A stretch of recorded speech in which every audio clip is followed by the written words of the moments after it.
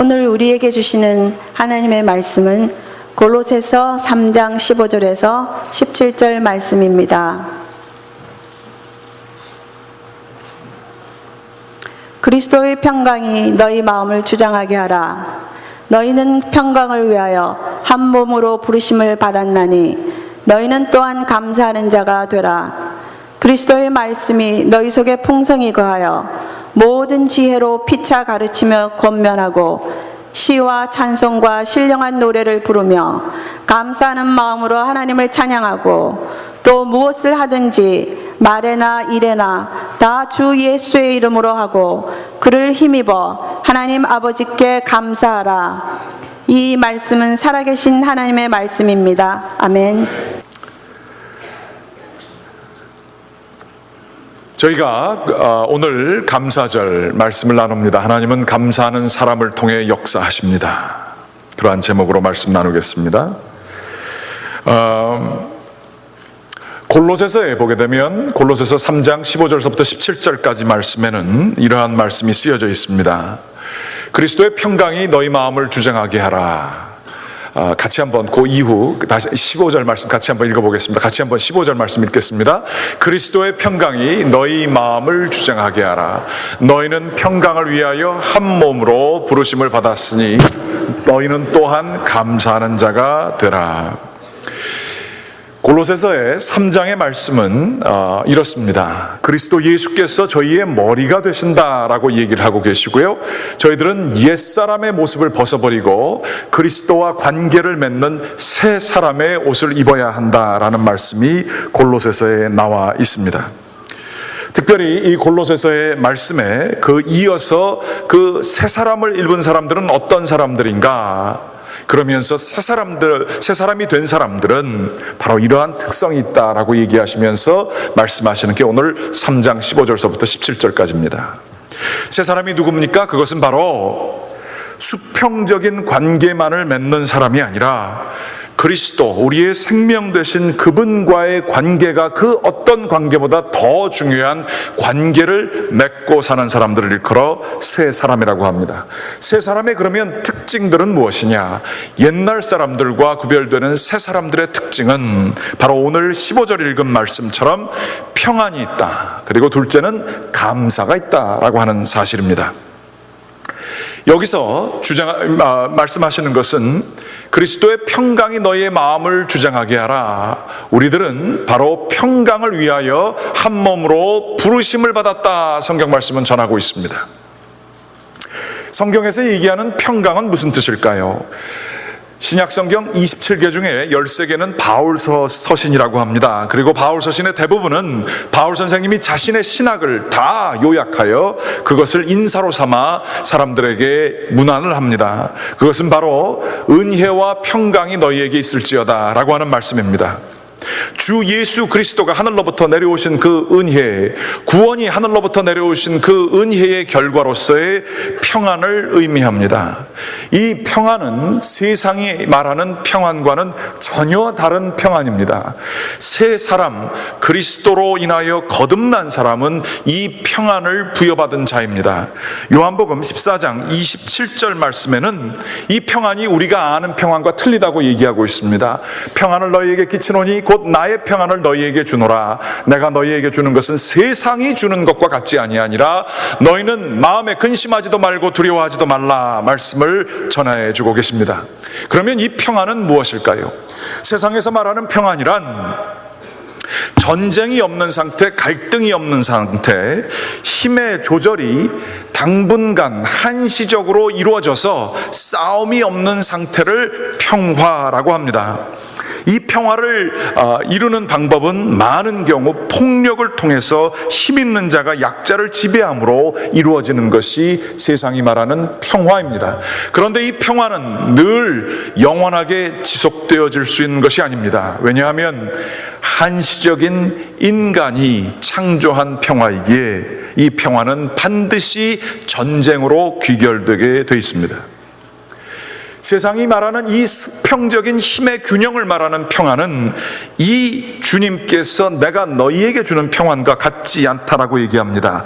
주님께서 주시는 평안은 수직적인 평안입니다. 그것은 바로 하나님과 우리와의 관계가 샬롬, 이게 평안이란 뜻 아닙니까? 완전하게 되었다라는 것을 의미합니다. 샬롬이라고 하는 뜻은 흠집이 간 것이 없다, 잘못되어진 것이 없다라고 하는 온전한 관계, 특별히 수직적인 관계를 의미하는 것입니다. 하나님과 우리는 평안을 누릴 수가 없습니다. 하나님께서는 부르심을 받은 이스라엘 백성과 저희들에게 굉장히 많은 기대를 하고 계십니다. 하나님의 의라고 하는 것은 우리가 상상할 수 없는 정도의 절대적인 의입니다. 하나님께 의롭다 하심을 받을 수 있는 사람은 그 어디에도 없습니다. 의인은 없되 하나도 없느니라 라고 하는 성경 말씀이 말하는 바가 바로 그것입니다. 하나님 앞에 우리는 두려워할 수밖에 없는 존재들입니다. 이러한 저희들에게 우리 주 예수 그리스도께서는 오시어서 자신이 십자가를 지심으로 말미암아 하나님과 우리를 화목하게 하여 주셨습니다.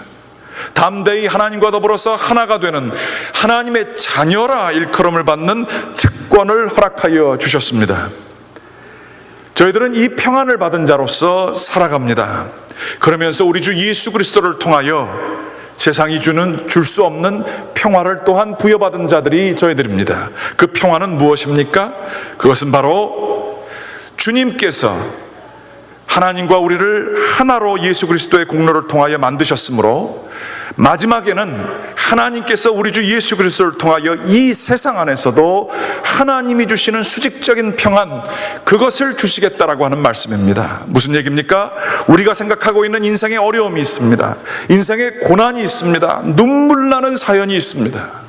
불안이 있습니다. 근심이 있습니다. 세상에서 사는 게 전쟁과 같이 사는 때가 있습니다. 그러나 하나님께서는 우리 주 예수 그리스도를 통하여 수직적인 평안을 내려주사 마지막 때에는 하나님께서 모든 것을 주관하여 주시어서 로마서에 쓰여져 있는 것처럼 합력하여 선을 이루게 하시는 하나님의 뛰어나신 능력이 우리를 인도하실 것이다. 성경은 이야기하는 것입니다. 이를 증명이라도 하듯이 요한복음 16장 33절 말씀에는 이런 말씀이 있습니다. 이것을 너희에게 이르는 것은 너희로 내 안에서 평안을 누리게 하려 함이라. 세상에서 너희가 환난을 당하나 담대하라, 내가 세상을 이겼노라. 세상에서 우리가 환난 당할 수 있고 우리가 지는 것 같고 불안하고 근심과 걱정과 분노 속에 저희들이 지낼 수 있습니다. 좌절할 수 있습니다. 그러나 우리 주님께서 내가 너에게 평안을 주는데 그 평안은 내가 세상을 이겼다. 그리고 내가 너를 지켜주고 너를 또한 승리로 이끄실 것이다. 이 말씀이 요한복음에 쓰여져 있는 말씀입니다. 또한 이사야서 52장 7절 말씀에는 평화와 우리 주님의 관계를 표현하고 있습니다. 이사야서 52장 7절 말씀은 좋은 소식을 전하며 평화를 공포하며 복된 좋은 소식을 가져오며 구원을 공포하며 시온을 향하여 이르기를 내 하나님이 통치하신다 하는 자의 산을 넘는 발이 어찌 그리 아름다운가. 하나님께서 통치하시기 때문에 우리가 지금 이해할 수 없는 일들이 있고 답답한 일들이 있고 억울한 일이 있다 할지라도 하나님이 결국에는 모든 것을 아름답게 이끄실 것이고 참된 하나님의 뜻을 이루시리라 라고 하는 확신, 그것이 있게 될 때에 평화를 선포하는 자가 된다는 거예요. 하나님이 지배하시고 계심을 우리가 이해할 수 없지만 하나님이 지배하고 계심을 믿는 자들에게는, 하나님을 믿는 자들에게는 평화가 주어진다라고 하는 말씀입니다. 그러므로 이 평화는 믿음을 통하여 주어지는 평화입니다. 하나님이 하시겠지, 하나님께서 책임져 주시겠지, 내 상황을 주님께서 하시지, 주님께서 또 내 삶을 이끌어 주실 것이지 라고 하는 믿음 가운데에서의 평화. 하나님을 모르는 자들은 절대 가질 수 없는 주님과의 수직적인 관계가 있을 때 부여되는 이 평화, 이것으로 골로새서 3장 15절 말씀으로 다시 돌아가시면 이것으로 우리의 마음을 지배하게 하라.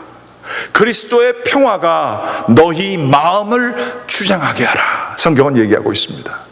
교회라는 것은 무엇이냐? 이 믿음을 가진 자들이, 하나님께서 모든 것을 책임져 주실 것을 믿는 자들이 서로 모여 신앙 안에서 평화를 누리는 공동체가 바로 교회인 것입니다. 이 평화가 일어날 때에 자연스럽게 나타나는 반응이 하나가 있으니 그것은 바로 감사입니다. 그 역학은 이렇습니다. 주님께 모든 것을 맡기게 됐을 때 우리는 주님의 주권을 인정하는 것이며, 우리들은 그저 주님께 의지하고 따라가는 겸손한 존재임을 깨닫게 됩니다. 자신을 낮추게 되는 축복이 있습니다. 하나님을 신뢰하게 됩니다. 겸손해지게 될 때에 우리 마음속에서는 놀라운 변화가 있으니 감사가 싹트기 시작하는 것입니다. 호세 마르티라고 하는 어떠한 유명한 사람이 이렇게 얘기를 했습니다. 감사는 꽃처럼 높은 곳에서 피어나지 않고 겸손한 자의 아름다운 토양에서 더 푸르러진다. 감사는 높은 영광, 세상이 얘기하는 그 승리, 그 가운데에서 피어나지 않는다는 겁니다. 그러나 겸손한 자가 있는 아름다운 토양에서 그 감사는 더욱더 아름다워지고 푸르러지게 된다라고 하는 얘기입니다. 다시 말하자면 감사의 뿌리는 겸손입니다. 겸손한 사람은 감사합니다. 그러나 반대로 교만한 사람은 자기가 모든 것을 이해해야 합니다. 자기의 계획대로 모든 것이 추진돼야 합니다. 자신의 능력 안에서 그 모든 것들을 이루어내야만 마음에 한시적인 평안이 있게 됩니다.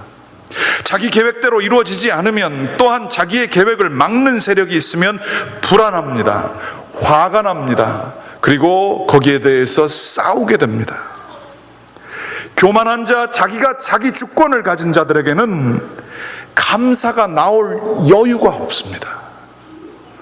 하나님께 자신을 겸손하게 낮춘 자들, 평안을 가진 자들에게 감사가 나타나게 되는 것입니다. 그러므로 교회 안에는 평안과 겸손과 감사가 이를 때에 하나님과의 관계가 튼튼한 거듭난 자들의 모임이 되는 줄 믿으시기 바랍니다.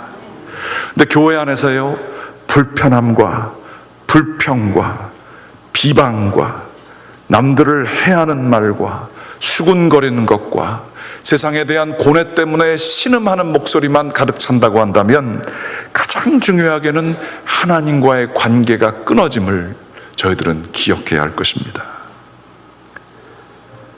하나님의 주권을 온전히 인정하는 자들에게는 자신이 비록 이해할 수 없지만, 또한 내 능력대로 되진 않지만 겸손히 기다리며 인내하게 됩니다. 그때는 그 겸손 가운데에 감사가 싹트게 되어지는 것입니다. 어떠한 인생에 그 주어진 복들도, 내가 가지고 있는 그 많은 것들도 당연하게 받아들여지지 않습니다. 겸손한 사람, 하나님을 아는 사람, 평안한 사람은 작은 것에도 감격할 수 있습니다. 작은 것의 가치가 얼마 되는지 귀히 여길 줄 아는 자들입니다. 삶 자체를 경이롭게 바라볼 수 있습니다. 겸손한 눈으로 바라보게 되면 이 세상은 경이로움으로 충만하게 되어 있는 것입니다. 그런데 우리는 너무나 크고 너무나 높은 것, 자신의 영광만을 추구하기 때문에 일상 속에서 감사하고 복을 세어보기보다는 없는 것들에만 집중하고 그것에 대해 불평하고 화를 내며 하나님께서 주신 그 많은 축복에 대한 감사를 모르고 내가 가질 수 없는 선악과 동산 중앙에 있는 것처럼, 그것만 보이는 것처럼 살아가는 것이 우리의 영적인 교만을 의미하는 것입니다.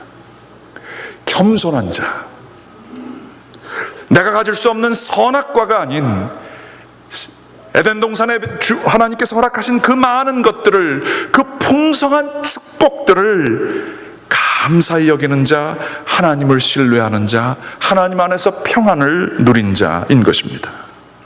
그 사람들은 어떠한 일상 속에서도 감사할 수 있게 됩니다. 성령 충만을 받게 되면 이러한 것들을 몸소 느낄 수 있습니다. 성령 충만함을 받게 된, 은혜 체험을 한 사람들의 많은 그러한 공통적인 경험들은 이런 것입니다. 마음속에 너무 평안이 있게 됩니다. 또 성령 충만과 은혜를 받은 사람들이 세상에 나아가면 그 꽃들이 왜 이렇게 아름다워 보이는지, 그 나무가 왜 이렇게 멋있어 보이는지, 하늘이 왜 이렇게 파래 보이는지, 옆에 있는 사람들이 얼마나 사랑스러운지를 이야기하게 됩니다. 하나님과 합일되게 되고 하나님과의 수직적인 평안을 가진 사람들에게는 이러한 감사와 경의가 가득 차게 되는 것이 하나님이 저희에게 주시는 신비인 것입니다. 그러므로 우리 삶 속에 불평이 있고 염려가 있고 분노가 있고 좌절이 있다고 한다면 그 문제에 집중하기보다 영적으로 이 비결을 아는 사람들은 반드시 하나님과의 관계, 즉 성령 충만을 사모해야 할 것입니다. 문제가 있는 것을 해결하려고 내 힘으로, 내 능력으로, 내가 이해할 수 있는 안에서 그것을 해결하려고 하는 그 주권을 내려놓고 하나님 앞에서, 주님, 제가 성령 충만하게 인도하여 주시옵소서, 저를 겸손하게 하여 주시옵소서, 그러한 기도를 드리는 자들은 영적인 지혜가 있는 자들인 것입니다. 마하트마 간디는 이렇게 얘기했습니다. 삶의 경이로움을 느끼기 위해서는 먼지와 같이 겸손해야 한다. 먼지라는 것을 스스로를 하찮게 여기는 것이 아닙니다. 먼지라고 이 간디가 얘기한 것에는 깊은 성경적인 의미가 또한 담겨져 있는 것 같습니다. 자신을 먼지처럼 여기며 겸손해야 한다는 그 말은 자신을 작게 여기는 것을 의미합니다. 자신을 가볍게 여기는 것을 의미합니다. 하나님만을 무겁게 여기며 자신을 가볍게 여기는 그 겸손, 바로 그 겸손이 우리 주님께서 저희에게, 하나님을 아는 자들에게 가지게 하시기 원하는 그러한 마음인 것을 볼 수 있습니다. 아브라함은 기도를 하게 될 때에 자신을 먼지와 같다고 얘기했습니다. 창세기 18장 27절에 아브라함이 이렇게 이야기를 하였습니다. 아브라함이 대답하여 이르되 나는 티끌이나 재와 같사오나 감히 주께 아뢰나이다. 하나님 앞에서 자기 자신의 모습을 발견한 것입니다. 하나님의 시각으로 자기 자신을 보게 되었습니다. 자기 자신의 문제와 자기 자신의 교만과 자기 자신의 주권을 당연한 것으로 여기고, 하나님은 저기 멀리 있는 애매모호한 존재로 두는 것이 아니라 하나님의 시각으로 자기 자신을 보게 되었을 때 자신이 티끌과 재로 보이게 되는 참된 진리의 시각을 자기가 품게 되었습니다. 하나님 앞에서 이렇게 겸손한 아브라함을 하나님께서는 사용하시고 믿음의 조상으로 삼아 주셨습니다. 아주 아이러니컬하게 주님께서는 아브라함에게 약속을 하셨습니다. 너의 백성들이 이 땅에서, 이 땅의 티끌처럼 번성하게 되리라. 이 땅의 먼지처럼 많게 번성하게 되리라. 자신을 티끌로 본 자에게 자신의 백성들, 후손들이 티끌처럼 많아지게 되는 그러한 어떤 역설이 여기에 놓여져 있습니다. 하나님께서는 성경에 보게 되면 왜 당연히 여겨지게 되는 그 주권을 가진 장자들을 사용하시지 아니하시고 둘째 아들들만 골라서 사용하셨을까요? 하나님께서 짓궂으셨어요? 그렇지 않습니다. 자신을 티끌로 보는 자들, 겸손한 자들을 하나님께서는 쓰십니다. 왜 모세를 40년 그 궁정 생활을 통해 가장 많은 지식과 가장 많은 교육을 받은 권세가 있는 왕의 아들일 때 쓰지 않으시고 광야에서 양을 치는 이름도 없는 자로서 40년을 훈련받았을 때 하나님은 그를 쓰십니까? 자기 자신을 주님 앞에 먼지로서 받아들일 수 있었기 때문입니다. 왜 돌아온 탕자가 하나님의 마음을 더 이해하는 것 같을까요? 오히려 하나님 옆에서, 아버지 옆에서 더 가까이 있으면서 수고했던 형은 왜 아버지를 더 밀어내는 것 같은 느낌을 가지게 될까요? 그것은 바로 자신을 티끌로 보게 되는 영적인 축복을 돌아온 탕자가 받았기 때문입니다. 하나님은 왜 우리로 하여금 고통을 겪을 때에 우리를 만나주시고 그때 우리와의 관계를 새롭게 하여 주실까요? 우리가 그때에야 우리의 교만이 너무나 강팍하여 고통을 당할 때에만이 하나님 앞에 우리 자신이 티끌인 줄을 깨닫게 되기 때문입니다. 그리하여 고린도전서 1장 27절서부터 29절 말씀 다 잘 아시는 말씀입니다만, 하나님께서 세상의 미련한 것들을 택하사 지혜 있는 자들을 부끄럽게 하려 하시고 세상의 약한 것들을 택하사 강한 것들을 부끄럽게 하려 하시며, 하나님께서는 세상의 천한 것들과 멸시받는 것들과 없는 것들을 택하사 있는 것들을 폐하려 하시나니 이는 아무 육체도 하나님 앞에서 자랑하지 못하게 하려 하심이라. 조금 내가 부족한 걸 느끼십니까? 연약하십니까? 내가 좀 미련해 보일 때가 있습니까? 내 자신이 부끄러워지십니까? 내가 너무 약한 것 같습니까? 주님께서는 당신을 쓰실 것입니다. 힘들고 어려우십니까? 고난 가운데 있으십니까? 하나님이 그 어느 때보다 당신 가운데 가까이 계십니다. 이 역설을 누가 할 수 있을까요? 세상의 지혜를 가진 사람은 이 역설을 깨달을 수가 없습니다. 하나님께서 쓰시는 사람은 바로 자신을 하나님 앞에 온전히 내려놓고 주님의 주권을 온전히 인정하며 주님께 순종하며 나아가는 자들을 쓰시는 것을 보게 됩니다. 제가 미국 교회를 하게 될 때요, 나이가 지긋하게 드신 잭 시슬러라고 하는 변호사님이 계셨습니다. 나이가 한 80 초반 되셨었습니다. 그분께서 제가 그 교회에 부임한 지 얼마 안 됐을 때 식사를 같이 하시면서 목소리가 굉장히 두껍고 변호사이셨기 때문에 아주 말씀도 정확하시고 품위가 있으신 분이셨어요. 이 젊은 목사에게 이분이 자기 얘기를 해주시는 겁니다. 자기에게 아들 하나가 있었다고 합니다. 딸도 하나 있는데 아들이 하나 있었는데 그 아들이 교통사고로 42세인가 43세에 죽게 되었다는 것입니다. 그 아들은 제가 담임하고 있는 그 교회에 아버지와 함께 열심히 찬양대 지휘도 하고 열심히 봉사를 하였던 주님을 진정으로 사랑하는 아들이었다 하는 것입니다. 그 아들은 이 아버지의 자랑이었고 그 아버지의 면류관이었던 것입니다. 그런데 이 아들이 교통사고로 죽게 되자 이 아버지는 거의 신앙을 잃을 지경까지 이르게 되었습니다. 교회에 제대로 나갈 수도 없었습니다. 하나님이 우리를 사랑하신다는 그 말을 믿을 수가 없었습니다. 신앙이 뿌리서부터 흔들리게 되었습니다. 신앙적으로 깊은 회의를 가지며 어떻게 하나님이 이러실 수 있는가라고 하는 생각을 가지게 되었다는 것입니다. 아마 이분이 변호사였기 때문에 하나님을 법정에 세우고 싶으셨다라고 하는 표현까지도 하셨던 것 같습니다. 그리고서는 한 1년쯤 신앙적으로 회의를 하고 있던 차에 어떤 장례식에 참여하게 되었습니다. 그 장례식에서 돌아가신 그 분도 참 안타까운 죽음을 맞이하신 분이셨답니다.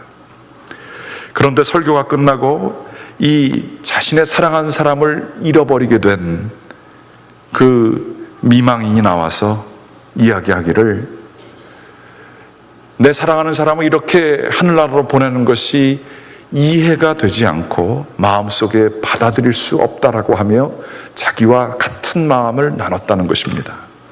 그런데 이분께서 이야기하시기를, 그렇지만 되돌아온 모든 세월을 두고 보니 이 사람의 삶이 자기 가운데에서 축복 중에 축복이었다는 것입니다. 더 살아가야 될 날들, 그 날들에 대한 아쉬움도 있지만, 그리고 왜 이렇게 먼저 데려가야 되시는지를 모르지만 여지껏 받은 축복은 하나님의 은혜였었음을 부정할 수 없었노라라고 하는 간증을 듣게 되었다는 것입니다. 이 변호사께서는 그때에 하나님의 계시를 받는 것 같은 그러한 은혜를 누렸다는 것입니다. 자기 아들을 하나님께서 자기가 생명을 출산하게 할 수 있는 능력이 없다는 것이죠. 자기의 능력으로는 생명을 어떻게 무에서 유로 만들어낼 수 있는 능력이 없는데, 자기 집안에 이 아들을 주시사 지난 42년 43년을 이 생명과 함께 축복을 드리면서 살 수 있게끔 하신 그 하나님께 감사하는 마음이 들더라 하는 이야기를 하셨습니다. 그러면서 하나님께 대한 감사가 자신의 신앙을 회복하게 되었다라고 말씀을 전해 주셨습니다. 이게 진정한 믿음이구나 라고 하는 깨달음을 제가 얻게 되었습니다. 겸손하게 되면 우리들이 다 이해할 수는 없어도 겸손한 자에게만 주어지는 하나님의 뜻을 발견하게 됩니다. 겸손하게 되면 하나님께 감사할 수 있는 것들이 눈에 보이게 됩니다. 추수감사절의 유래는 미국에서 유래된 것 같지만 원래의 원류는 구약 성서에 나타나는 장막절 혹은 수장절에 근거하고 있습니다. 이 장막절, 수장절이 의미하는 바는 첫째는 출애굽 이후 40년의 광야 생활을 끝나는 그 절기였었습니다. 또한 둘째 의미는 올리브와 포도 등을 추수하여 그것을 창고에 모아두는 수장, 그것을 보관하게 되는 그러한 절기였었습니다. 그런데 이 두 절기가 같이 물려 있기 때문에 이 절기에는 이스라엘 사람들, 지금도 성지에 가서도 제가 얘기를 듣습니다. 일주일 동안 모든 상거래와 모든 것들이 다 스탑을 하고요, 일주일 동안 사람들이 초막에 나가서 그 광야 생활을 기억하게 된다는 것이지요. 굉장히 역설적입니다. 1년 내내 수고하여서 많은 수확을 거둔 가장 교만하고 자신의 가진 소유 때문에 교만하기 쉬울 그때에 장막절을 기념하며 편한 곳에서 즐기기보다는 초막에 나아가 일주일 동안 초막에서 먹고 자는 행위를 하며 그 어려움을 기억하며 하나님의 은혜를 생각하는 이 하나님의 절기는 바로 참된 감사의 스피릿을 잘 보존하고 있다 볼 수 있습니다. 추수감사절도 또한 필그림들이 플리머스에 1920년에 도착하여 1921년도 초에 겨울을 매우 어렵고 힘들게 지내게 됩니다. 배 안에서 100명 정도가 이 배를 탔었는데 50여 명 정도가 배 안에서 사망을 하거나 그 겨울을 나지 못해서 죽게 되었습니다. 그렇지만 그 토착민들의 도움으로 1921년 많은 수확량은 아니었지만 옥수수와 그 외의 것들을 재배할 수 있어서 그 인디언들을, 토착민들을 초청하여 같이 음식을 나누게 된 것이 추수감사절의 유래라고 하지 않습니까? 많이 가졌기 때문에, 환경의 요소 때문에, 수평적인 것들로 인하여서 감사를 드리는 것은 감사절이나 수장절의 의미와는 전혀 상관이 없습니다. 남았기 때문에, 충족하게 있기 때문에 감사를 드리는 것은 성서의 감사가 아닙니다. 없음에도 불구하고, 감사할 수 없는 인간적인 환경에도 불구하고 하나님께서 나를 지켜주실 것이고, 하나님께서 통치하시고, 하나님께서 이 어려운 가운데에서도 나에게 희망을 주시고, 하나님께서는 마침내 합력하여 선을 이루실 분임을 믿는 자들에게 주어지는 것이 바로 성경의 감사인 줄 믿으시기 바랍니다. 감사절 되시면요, 이 추수감사절 같이 목요일 날 이렇게 다 가족들 오시고 다 그러지 않습니까? 그냥 밥 먹자 그 정도로 끝내지 마십시오. 돌아가면서 어려운 도전들이 있는 건 다 아시지요. 그렇지만 감사드리는 것은 영적인 훈련입니다. 마음을 다잡아먹고 감사를 드리고자 하지 아니하면 되지 않는 것이 감사입니다. 그 가장이 계시거나 아니면 그 집안의 어른 되시는 분들은 반드시 그 사역, 가정에 있는 분들에게, 자녀들에게, 손주들에게 물어보십시오. 1년 동안 하나님께 감사할 것이 무엇이냐. 영적으로 훈련시켜 주십시오. 어렵고 힘든 것들은 늘 기억에 있지만 감사드릴 것은 생각하지 않으면서 지내는 것이 저희의 수평적인 관계, 옛사람의 모습인 것입니다. 새 사람의 모습은 바로 하나님께서 주신 은혜를 감사하고 어려운 가운데서 저희를 지켜주신 하나님께 영광을 돌리는 이 영적인 훈련, 우리들의 이 추수감사절의 의미를 새기면서 은혜롭게 지내시는 추수감사절 되시기를 주님의 이름으로 간절히 축원합니다. 기도하시겠습니다.